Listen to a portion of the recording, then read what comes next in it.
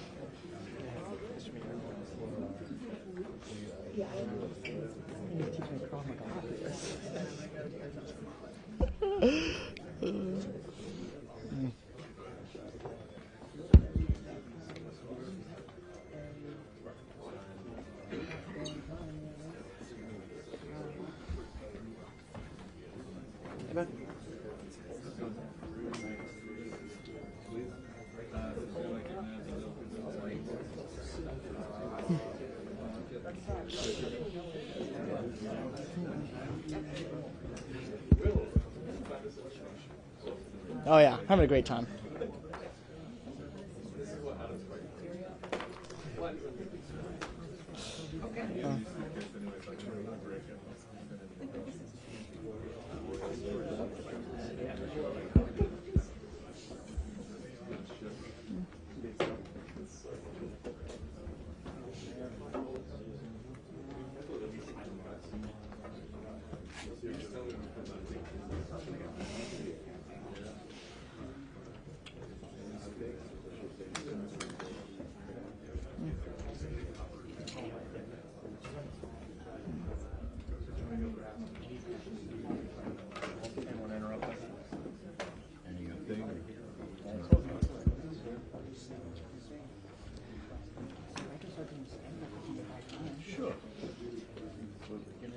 Anybody got any good stories? Yeah.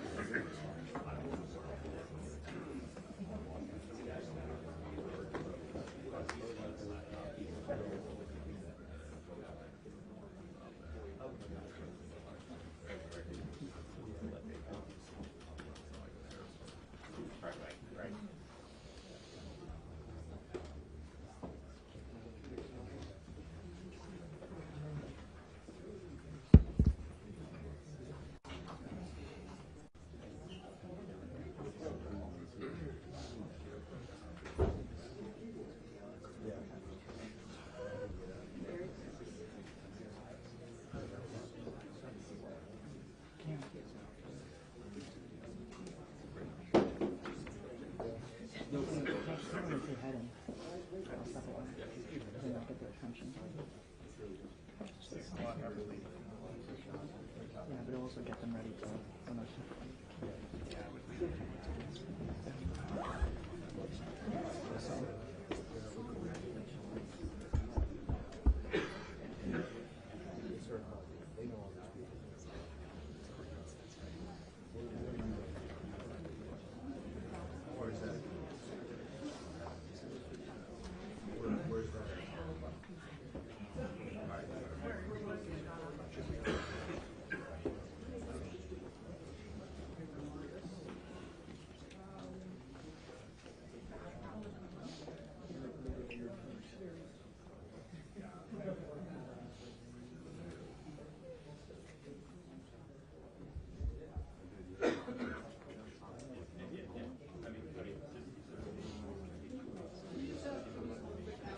Yeah.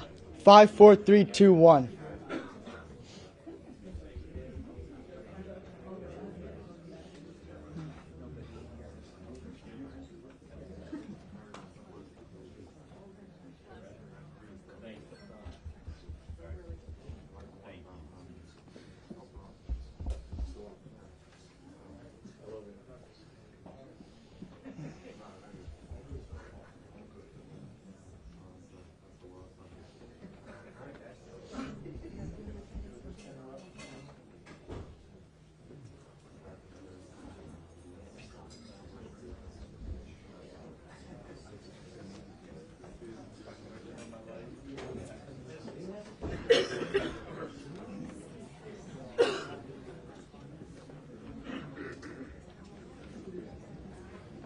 Wow, it's busy in here.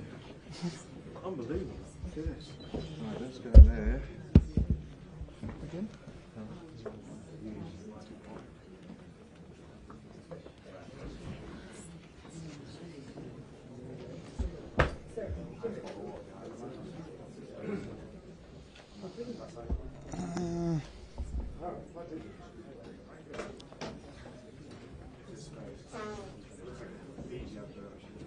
Yeah.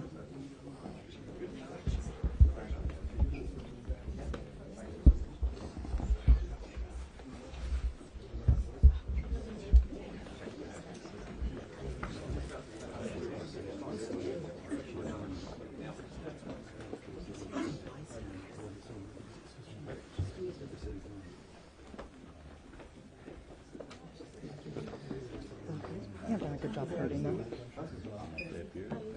Oh, look at this one. Look at this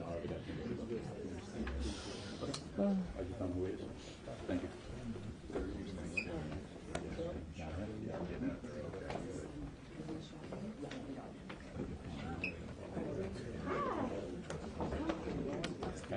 we go. Yeah. Make sure security doesn't sit, you know, you'll get the blood pressure.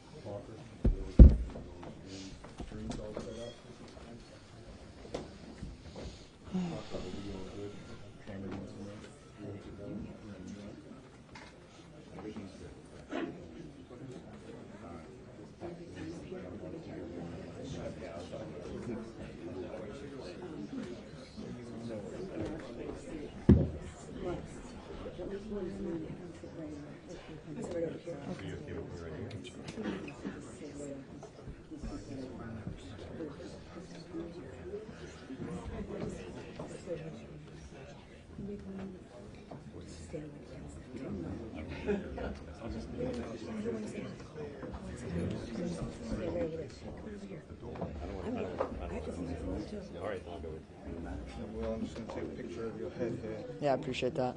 Yeah. Got your afro in there. It's a good F one. Took a while. Oh.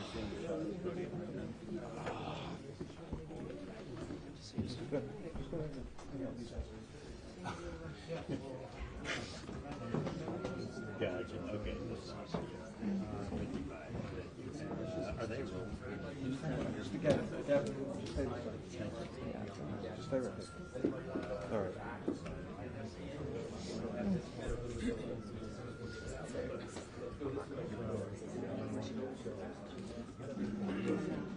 No, I haven't.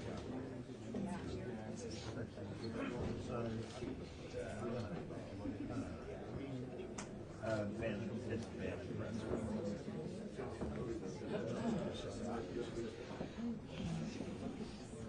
That'd be great.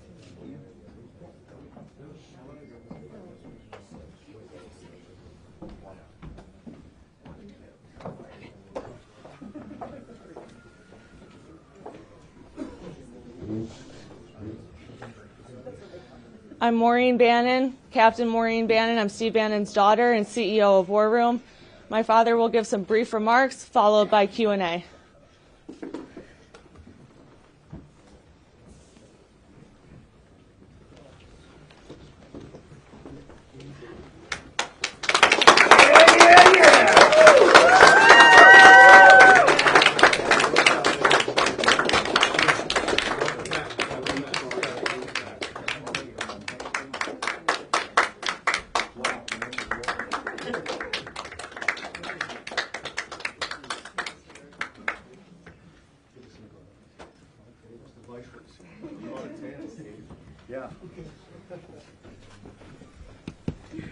Thank you for coming. You know, I put and I think Raheem Kassam has just put it up.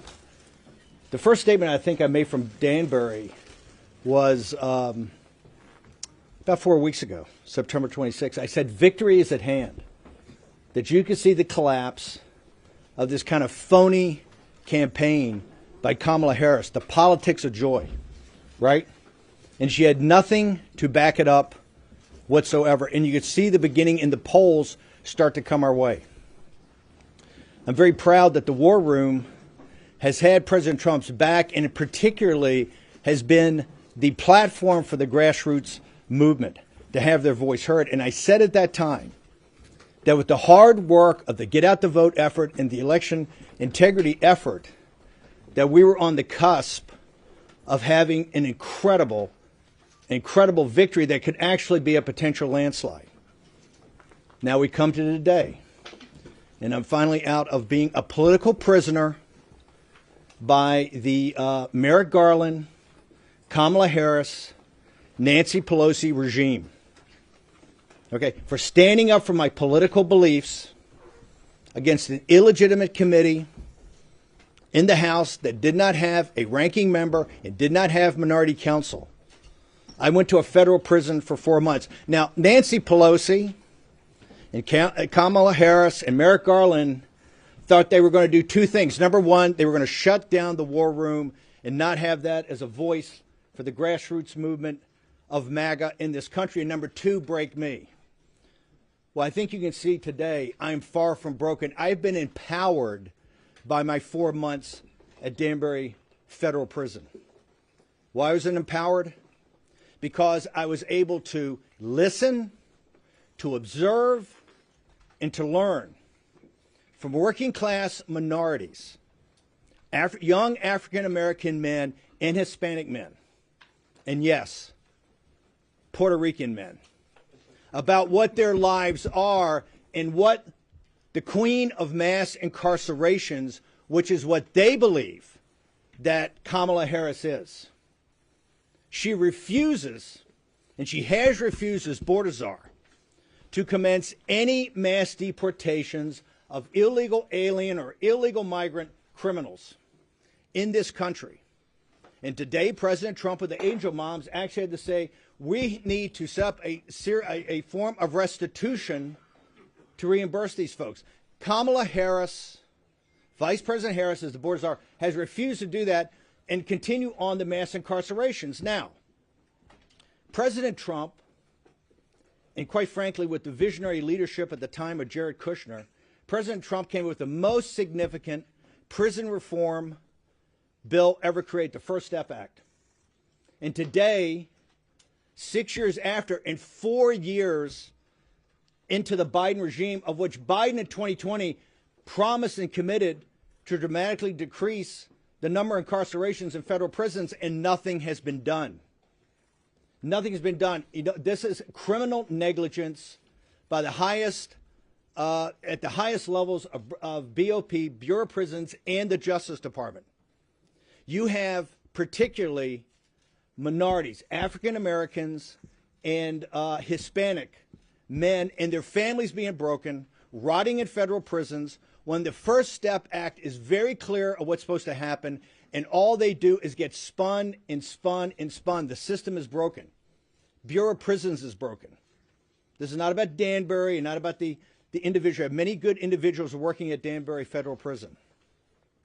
The system of the BOP, the system of the Justice Department is broken. They have weaponized the Justice Department against a political movement.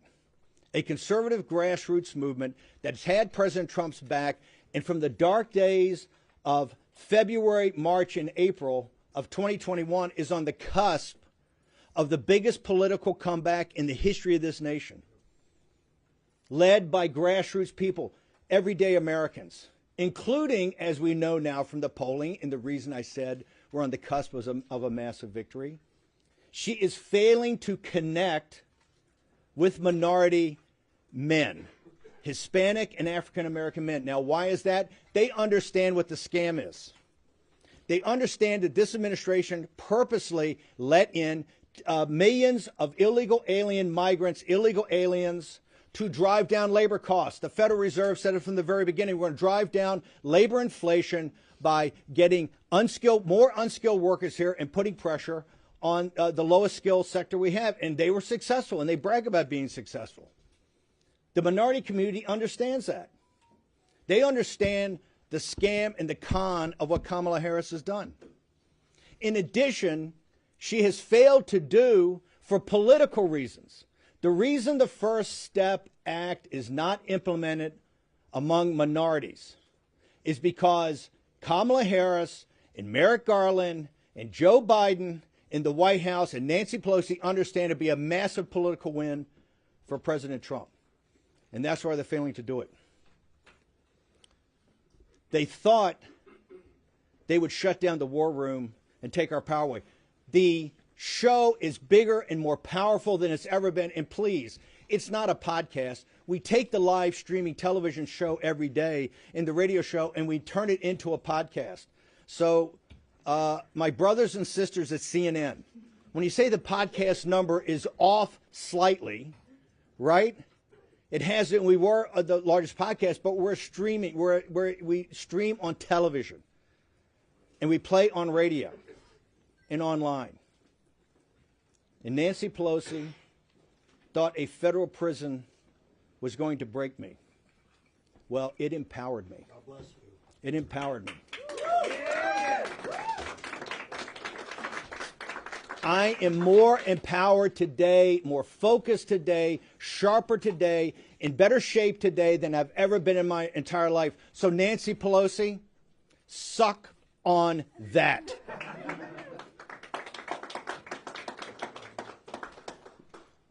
The desperation of Kamala Harris and her campaign is obvious. They went from the politics of joy, and we were the first ones to call it, to darkness and night falls on America, and they pivoted hard. You know why? Her incoherent explanation for what the politics of joy is befuddled everybody. So she had to go back to the same playbook. Trump's a fascist. His followers are not deplorables, they're fascist. That they're a danger to the country. Well, you know who doesn't buy this? Working class people don't buy it. And particularly African American and Hispanic men do not buy it. Had a great opportunity at Danbury, and I want to thank the Education Department of Danbury Correctional Institution for allowing me to teach, yes, civics and government. I had, I think, close to 100 students in 3 different classes. The majority, particularly the later classes, were minority men, African American, Hispanic. Lots of Puerto Ricans, lots of Dominican folks in the Dominican Republic. And if you had a chance to read Vanity Fair, the cover story on our populist nationalist beliefs, you can see that it talks about economics. And it talks about the way the system works, the financial system in this country, how it's inextricably linked to the political system.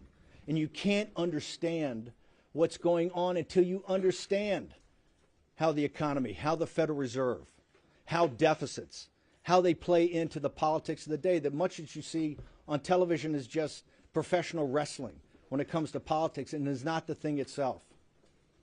And I can report to you that these young men, most of whom are nonviolent drug offenders that have, quite frankly, a lot of years in prison, these people came to this with a new awakening, and that is the awakening the American people are going through. The system is not only broken, the system is rigged against the working class of this nation. And I saw at Danbury that we're going to move past the politics of race with an intermediate stop in the politics of gender, which is being forced on everybody right now. We're going to get to what is important, and that's the politics of money. And once we get to the politics of money, there's going to be some fundamental changes in this country. I want to thank you folks for coming. I'm far from broken, and I appreciate you guys attending. And I will tell you, if President Trump's grassroots forces combine as we can combine right now, you're going to see unbelievable numbers next Tuesday. However, the Democrats are not going to give up. They just hired Mark Elias. And you only hire Mark Elias, who I think is the toughest election lawyer in the country. You only hire Mark Elias when you want to go to the mattresses. They understand they can't beat us at the ballot box. We're going to have a reprise of 2020, where they're going to try to do everything humanly possible to nullify Trump's election and delegitimize his second term. And I can tell you right now that the working class people in this country, the middle class people in this country that support Donald John Trump are not going to let that happen. I'll take some questions. Okay, so please introduce yourself before asking your question. Hey Steve, good to see you. Tim Miller. From the Bulwark. I was listening to your Not a Podcast this morning. Do you have the pukas on today, or we have the pearls? I'm clear. No Pukas or pearls? No pukas or pearls? No pukas today. This is Tim Miller, one of my favorite guys from MSNBC in the Bulwark. Used to be the spokesman for the Republic. When I met Tim as a younger man, he was the spokesman for the RNC, the old RNC, the establishment RNC, the RNC of Mitt Romney, not the RNC of Donald Trump. But go ahead, Tim. Question. Steve, you said on your Not a Podcast today that the fight will continue from November 5th to Inauguration Day. Yes. With January 6th being a key part of that. Yes. So are you planning an encore from the last? No, Jamie Raskin. I think, Tim, what you ought to focus on is Jamie Raskin. Jamie Raskin saying right now, if they take the House by one seat, that they will go back to their committee report and they will say President Trump's an insurrectionist, that Bannon went to prison, Navarro went to prison, President Trump's been indicted, and they will sit there and go, hey, the Supreme Court may have issued a 9-0 opinion about him being on the ballot, but it doesn't mean we have to sit him as president. This is what they're thinking up right now. Nancy Pelosi gave an interview to Rolling Stone magazine. She said her number one priority is to make sure that Donald Trump is not only not re-elected president of the United States, but he never sets foot in the White House. Nancy Pelosi and Jamie Raskin right now are thinking about, and they're very open about it, of not certifying a Trump victory on November 5th. And that's not me saying, that's Jamie Raskin saying it. Kamala Harris victory. What are your plans for after November 5th if it's a Kamala Harris victory at the ballot box? We're going to make sure that Kamala Harris doesn't win on November 5th. We're highly confident. We've seen the polls. You've seen the numbers coming in. We're going to, look, we believe in the American system of democracy. We believe that, and the reason we like democracy, we're winning, right? And we're going to win on November 5th. I do just wonder then. But you do agree with me on Jamie Raskin, that Jamie Raskin's already said they're not going to certify President Trump? I don't agree with that. I do wonder, though, you're teaching civics. You know, you're out of prison. I wonder if your reforms, looking back on the last January 6th and the fact that you incited a mob that hang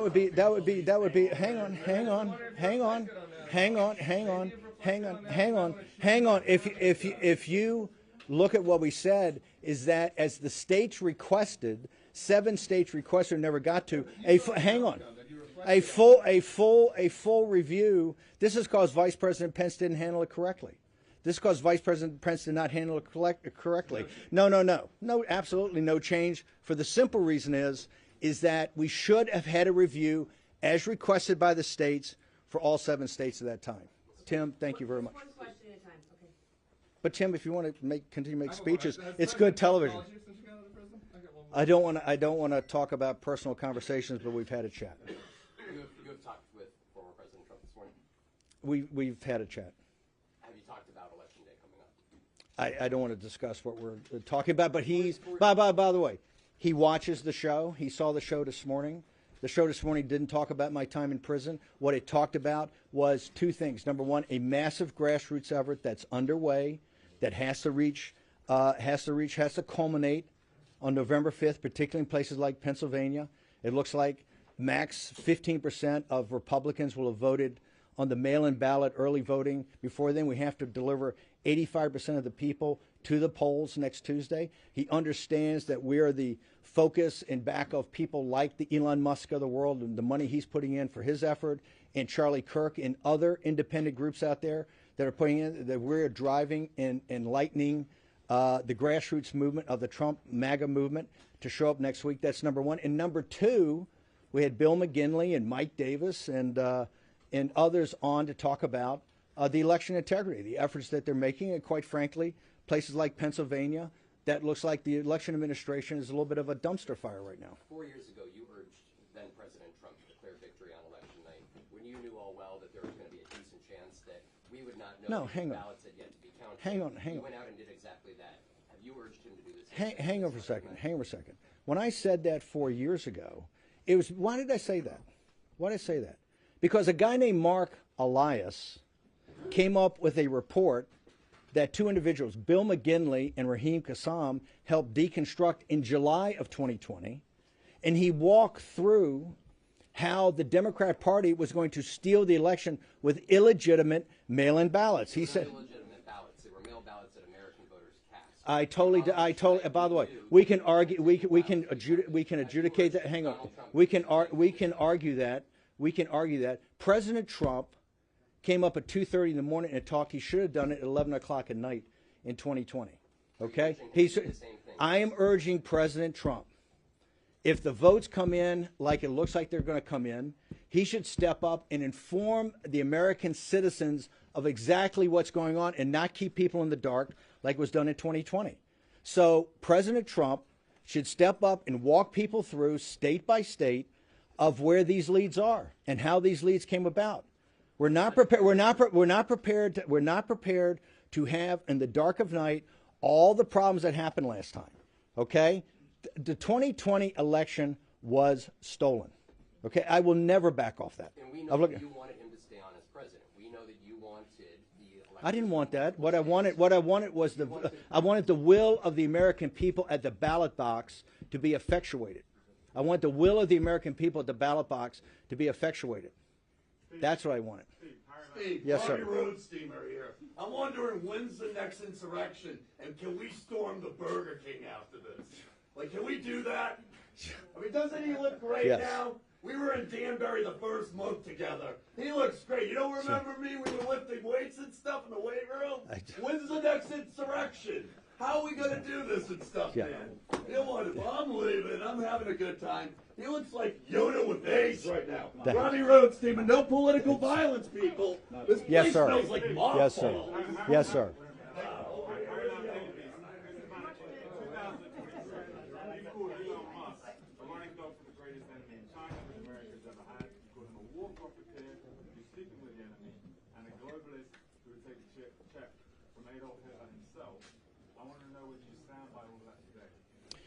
Elon Musk, as you know, Tulsi Gabbard was a Democrat. Robert F. Kennedy Jr. was a Democrat. Elon Musk was a very progressive Democrat. They've all become awakened by the MAGA movement.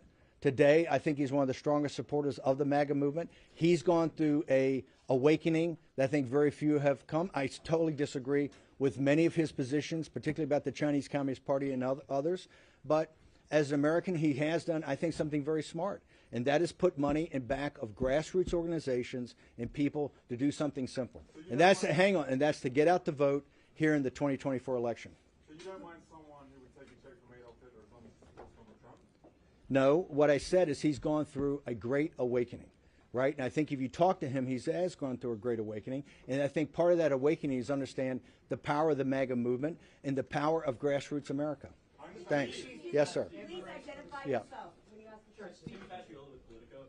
I'm not sure if you saw, but the mayor got indicted while you were away, and there have been members of his legal team who say that his best bet is for a Trump presidency to succeed, and then Trump to pardon the mayor. So I'll repeat the question so people can hear it. So this is a question about Eric Adams and about he thinks about Trump's. I have no earthly idea about Eric. Well, not about. I know see what Eric Adams has been charged with, but I don't think. I think it's.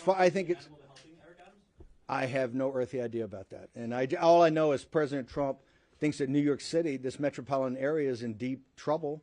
Right, rising crime. The streets are filthy. I think President Trump has not been a supporter of things doing with Eric Adams, Mayor Adams' administration. So I don't know. You should ask President Trump that.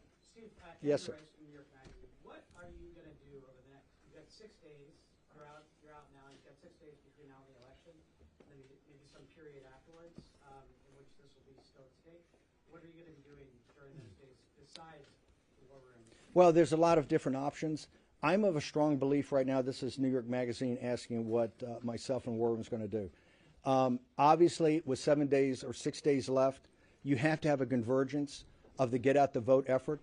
I am not a huge believer in our ability to actually participate in rallies or do rallies, because right now I think President Trump does that great, and he has people along that are going to do rallies in the different states. Our focus is one thing, to make sure that we get as many American citizens either early voting while they can or to the polls next Tuesday. And so our efforts are how to scale that effort like we did today on the show and other efforts behind the scenes. So our thing is to make sure that we're there to scale the vote of get at the vote operations and also on the election integrity.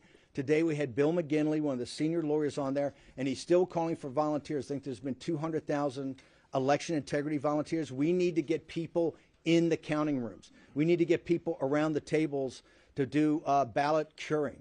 Okay, so there's still need for that. So we're going to call for that. So our efforts are on the election integrity efforts to where we can be supportive and then get out the vote. Yes, sir.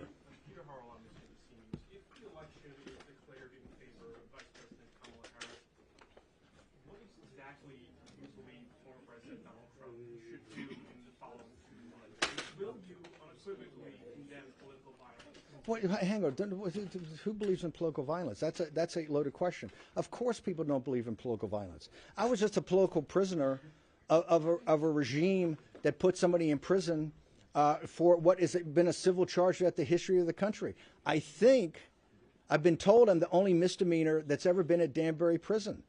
I think I'm the only misdemeanor. They told me when I was on trial in federal court in D.C. that I'm the first misdemeanor at a federal level. You know, CNN reported that wrong the other day. I'm not guilty of a felony. That was a misdemeanor. So, listen, we have to go through this election.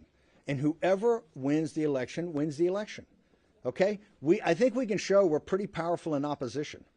Right? So if whoever wins, wins. But I can tell you right now, it's not Trump that's hiring Mark Elias. It's not Trump's going to the mattresses about election integrity right now. It is Kamala Harris's campaign. And why is she doing that? Because the politics of joy was an epic fail. Now, why was it an epic fail? Because she couldn't take the narrative and actually put together a coherent set of policies that people could understand. And so she's pivoted. She's pivoted worse than Hillary Clinton. She doesn't call people deplorable. She calls them fascist. This rhetoric is dangerous. It's dangerous, and all they're doing is ratcheting it up. And you're going to see the working class people in this country, the middle class people in this country, that are in back of the greatest political comeback in American political history, are going to say, whoever wins this election, wins this election. Yes, sir. My name is Joe the Box. I'm with the America First Warehouse, part of Real American Voice. 1,392 days have been since Ashley Babbitt was shot and murdered at the Capitol. 820 days, Mickey Wickoff, Nicole Ruff to sit outside the gulag next to the... Can we get a question? The question is okay. this, sir. Yes, what sir. can we tell them? Because now, 315 in jail, 314 today. What can we tell them to expect? Here's what I think. If you look downrange for a second of President Trump's second term, that commences on January 20th. Look at what's going to happen. Number one, the debt ceiling. We hit the debt ceiling almost immediately. Number two, you have the expiration of President Trump's tax cuts. Number three, the government runs out of money December 20th. It looks like it's not going to be an omnibus. President Trump has to deal with a massive fiscal crisis, okay, economic and fiscal crisis. In addition, You need to start to do what Kamala Harris failed to do. That's the reason that African American men and Hispanic men are not voting for her and staying away, is that you have to begin the mass deportations of illegal alien criminals. That is in the first couple of weeks of his second term. There are many things that have to happen and many investigations that should take place under the proper structure, apparatuses, and to be adjudicated. And that's going to take time. So I think it's not helpful to tell people this is all going to be done immediately. You have the House, you have the Judiciary Committee, you have the Inspector General's report that hasn't been released in the Attorney General's office. They also, I think, ought to have another J6 committee just like they had before, but this time the Democrats should have a ranking member and they should have minority counsel. So all documents go to the minority counsel, all witnesses go to the minority counsel, people are cross-examined, and we do it in the right way. But I don't think that that's going to happen right out of the box because we have such huge financial, well, the reality is we have huge financial and sovereignty issues about what's happened to the borders of this country and what's happening to internally in this country. This is why Hispanics are almost at 50-50 with President Trump. This is why African American men and Hispanic men are not voting for the politics of joy. They see their lives right now are not about the politics of joy. They're about a brutal reality in this country. So I think we have to be very upfront with people of what's facing us and what President Trump and his administration are going to face. And to the degree that we get to those investigations, which we will, it has to be done over time, it has to be done properly, and it has to be done so that the American people see that this was not partisan, that this is not to send Peter Navarro to prison or not indict President Trump or former president 92 times, okay, or not to send a guy like Steve Bannon that disagrees with you politically to prison. It has to be done in the right way. Yes, ma'am. You call yourself a political prisoner? If so, why do you think that you were released then a week before the election? Also, we're in New York. Trump just had a rally at MSG. You said you spent time with Puerto Rican men while in prison. Do you think that those comments by the comedian that spoke before Trump, were they racist and should Trump condemn them? Can I take the first part of your question first, which is why was I released 7 days before? I think the math works out if you take 120 days from July 1st till today, that's what my sentence was. Remember, the Bureau of Prisons said last week, the Bureau of Prison admitted I was eligible for part of the First Step Act. I should have been out on September 19th, according to the law of the First Step Act. Now, I'm just there on a misdemeanor for 4 months. You have individuals that have been there that are rotting years after their release date, that today don't know the release date for their families. This is destroying families. The First Step Act is not an executive order. The First Step Act is not just some sort of concept. It is a law. And the Justice Department and the Bureau of Prisons are, by criminal negligence, not implementing that law. And they're not implementing that law for one reason. Because to implement it the way it's supposed to be implemented is a massive political victory for President Trump, who's the only individual in this country that stepped up and had true prison reform. And this is one of the reasons that African American families and Hispanic families think so highly of him. And this is one of the reasons that the queen of mass incarcerations, which is Kamala Harris, is not. Let's talk about the Puerto Rican situation. Why is President Trump, why is Florida no longer a battleground state? One of the reasons and significant reasons is the Puerto Rican support of President Trump and his policies. The Puerto Rican people in this country, American citizens, support President Trump and support his policies, okay? So that some influencer or comedian says something, is it inappropriate? It's definitely inappropriate. Is that the policies of Donald Trump? Absolutely not. If you look at 218 and 219, why is he resonating with Hispanic families almost 50-50? Why with African American men? Because the economic policies of President Trump had blue-collar workers getting higher increases than white-collar workers, non-college graduates getting higher wage increases than college graduates in 218 and 219, with almost zero interest rates and almost zero inflation. Okay, that made more money in their pocket. They understand the economic times were better then. This is one of the reasons that the politics of joy didn't work. And when she pivoted to this dark night in America, it's not working either. They support President Trump, and he's going to get historic numbers.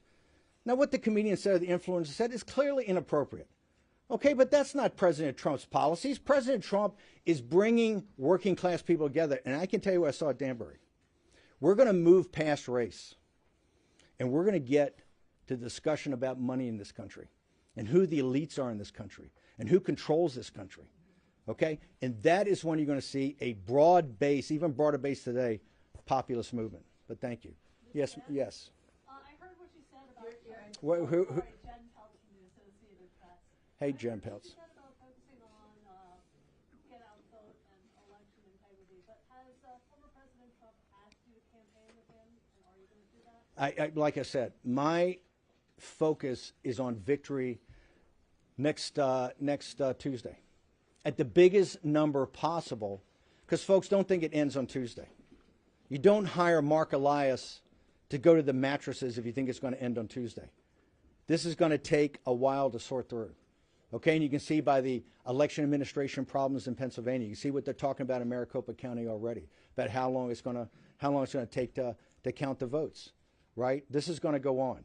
So it's most important for President Trump and his followers to make sure that we put up the maximum number possible. And one of the things I don't like, even hearing, is people talking about roles in the administration, or people talking about, oh, let's go try to win the popular vote, or people talking about, oh, we're overconfident. There's a lot of confidence. We should run now like we're 20 points behind and run hard. And that's all my focus is. The way that we can scale that on the war room is what I do. Like I said, President Trump's going to do the rallies. His rallies are spectacular. To me, it's walking precincts. It's working phone banks. It's going door to door. It's sending text messages. Yes, ma'am. What, if anything, has former President Trump asked of you to do behind the scenes in the next week and following that? I don't want to talk about that, but President Trump, look, back in 2021, when some of the Republican establishment abandoned President Trump, the MAGA movement started to actually get about organization, the precinct strategy and other things like that become organizing principles for him. Right now, the thing that is most important for President Trump and his movement is to have his followers come together in an organized effort, right, to get out as many votes as absolutely possible. And that's the focus in the final 6 days. Remember, normally Thursday before the Tuesday election is when, you get news stories, you get everything. So we have to have people motivated. We have to have people going door to door.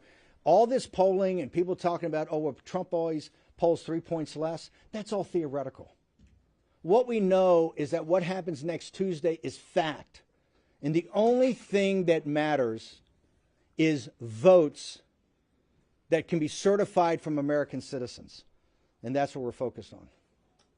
Yes, ma'am. I like the bit of recidivism right now, Steve, I have to say. Do you have a message? But first, as a political person, no. It's so from Tim Miller's own lips, a high degree of recidivism. No, because Kamala Harris, the Biden regime, Merrick Garland, Nancy Pelosi weaponize the justice system in this country against their political opponents. And so if that continues on, right, you may see that. If that continues on, but like I said, I am proud that I went as a political prisoner to Danbury Prison. I served my country on a Navy destroyer in my 20s, and I served my country in a federal prison in my 70s. If you're not prepared to be thrown in prison by this weaponized Justice Department, then you're not prepared to stand up and fight for your country. And I will never back down from that. So thank you, Tim. Yes, ma'am.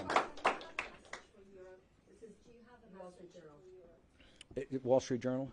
A message for Europe is that President Trump's been a great friend of NATO to make sure the NATO alliance is actually funded by countries in Europe. I would say that the populist nationalist movement over there that's on the march is on the rise, should look at what's happening in the United States of America, particularly against the elites in this country, and how with very little money, every day we're building. Like I said, we're going to move past race here. You're going to see historic numbers, I think, of African American and Hispanic men that do not vote for a Democratic candidate. So we can move past these things that have held us back in the past and get to the sunlit uplands of talking about power and control and money. Yes, ma'am. Mediaset, Italian television, largest broadcaster in Europe. Follow-up is, why is then Europe looking at these elections as if they were their own, and why are they so afraid of a Donald Trump win? I'm not sure Europeans are so afraid, but that European elites are so afraid. There's a big difference. There's a big difference. Number one, the European elites, the elites and the wealthy in Europe have not paid their fair share, right? Listen, our defense budget's almost $1 trillion a year. A lot of that goes into NATO and supporting allies throughout the world. That we need our allies to pitch in, particularly the wealthy allies in Europe. Europe does not carry its weight on its defense. And if the Europeans are so concerned about Putin and KGB and the Russians, they're going to have to step up to the plate and be even a bigger part. And President Trump, and Stoltenberg said this, there wouldn't be a NATO today if it was not for President Trump and what President Trump did in assisting NATO to actually start to pay more of its fair share. The European elites, of course they hate Trump because they understand President Trump is a populist nationalist. They understand about what he's talking about is trade. They understand what he's talking about tariffs. They understand he puts American citizens first, and he puts American citizens' economic benefit first. So if I was an elite in Europe, yeah, I would be quite concerned about Donald Trump because, number one, it's going to inspire populist movements throughout Europe to actually get off the dime and start winning elections and winning them big. Yes, sir. Scott with CBS. Can you clarify what you're telling my colleague? What would you encourage Mr. Trump to say on election night before the states are all projected?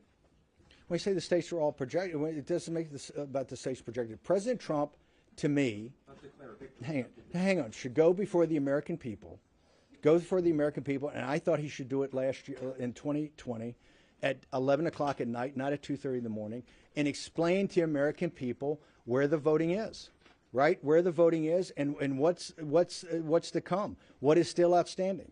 The American people, quite frankly, were quite confused in 2020. They don't need to be confused today. And I think you're going to see some big numbers from President Trump. We've already know that, though, that Pennsylvania and Maricopa County and others are saying it could take a while, but he needs to explain to the American people early on exactly where we are in the voting. So it seems like you're suggesting that Americans should be ready for this to potentially take a few days to know who the winner is. I don't say that. I believe that Jocelyn Benson in Michigan has said it's going to take a couple of days for Michigan. I believe that people in Maricopa County just said the other day it could take them 4, 5, or 6 days to figure things out. Not just because 4 years ago on election night, you wanted Donald Trump to declare victory. So well, hang on. Well, we have made significant changes, and mail-in ballots are not what they were. He told us, Mark Elias told us, that on election night you were going to call it what is the red mirage. But just wait 2 weeks when all votes are counted. He didn't say all legitimate votes. He didn't say all certifiable votes. He didn't say all votes from American citizens. He said all votes. Wait till all the votes are counted. And you can only count certifiable chain of custody votes from American citizens. Okay, so we don't want to have a replay of 2020. Changes have been made. I don't think enough changes have been made, but it's election officials in Pennsylvania, it's election officials in Maricopa County, it's election officials in Michigan that are saying right now, and I think some of those election officials are Democrats, some are Republicans, that they don't think that this is going to be, that they don't think they're going to be able to give definitive numbers for a couple of days. But it doesn't mean President Trump can't go out there and explain to people exactly where this is, and I strongly advocate that he does. Yes, sir. Yes, sir. Mark Halpern, two-way. Hey, Mark Halpern, how you doing? Appraise the strengths of the Harris campaign, and if you would, just kick through the battleground states and say how you see each one of them.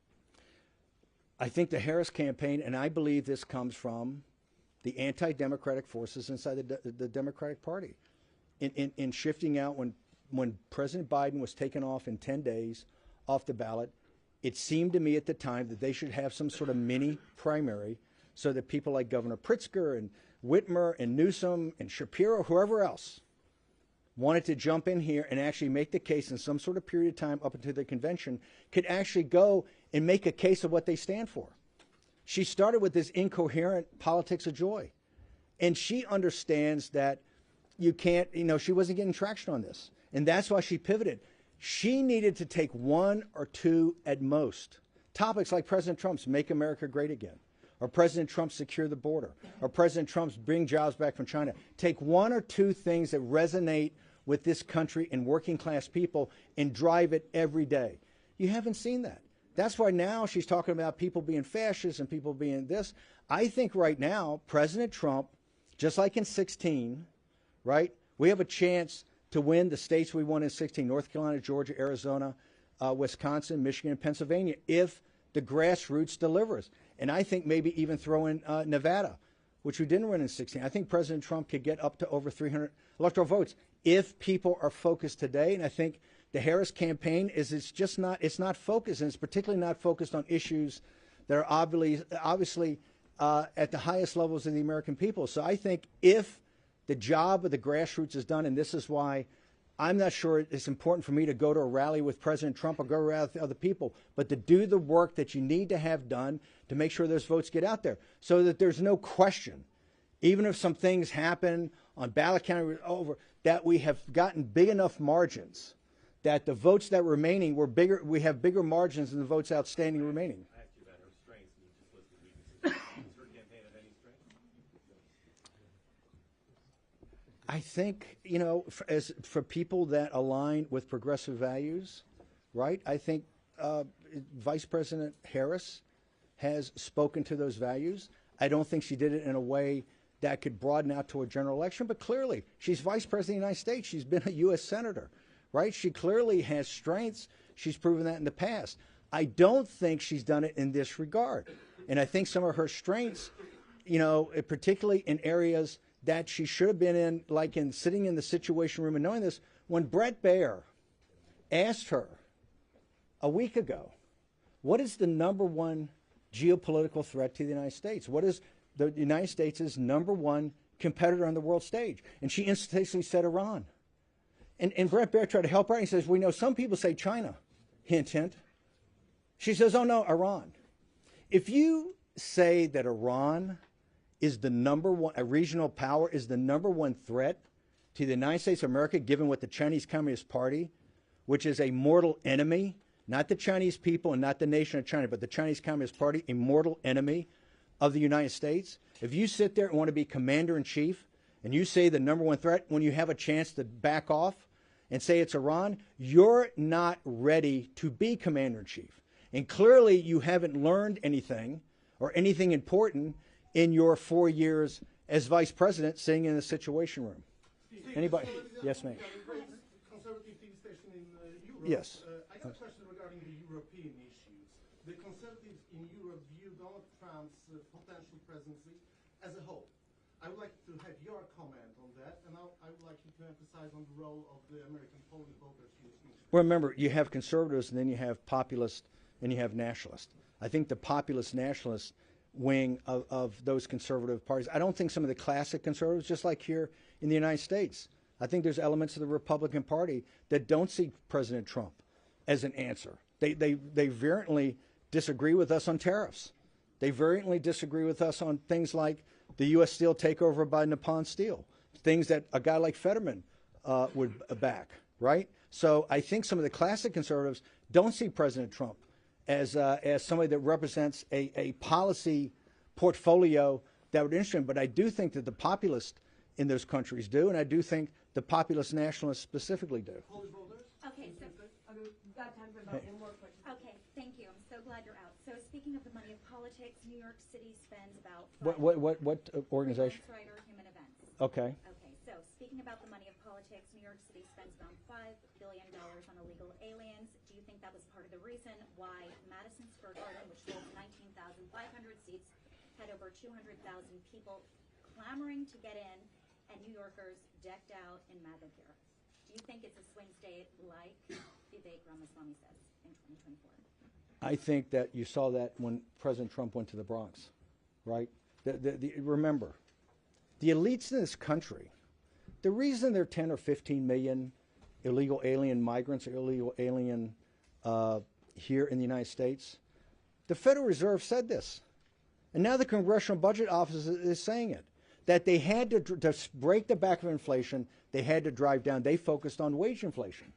And where did they focus on wage inflation? They didn't focus on the investment bankers, and they didn't focus on the lawyers, and they didn't focus on the fat cats in Silicon Valley. They focused on unskilled labor here in the United States, and they were open about it.